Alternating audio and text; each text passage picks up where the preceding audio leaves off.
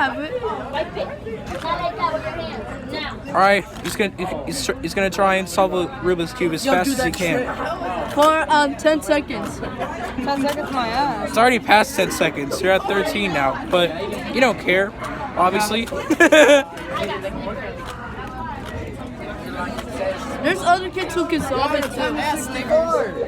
Yeah, professionals. I got Snickers.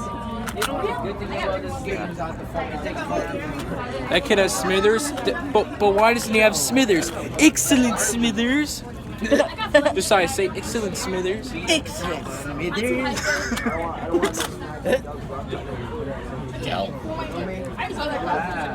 Almost a minute. Yeah.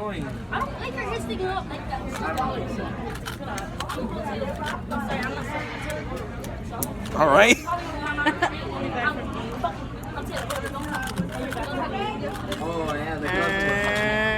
No.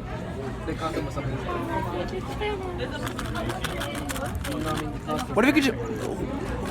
What if you could just take the blocks out and just like cheat and take them off and put them back in and put them all in the same color?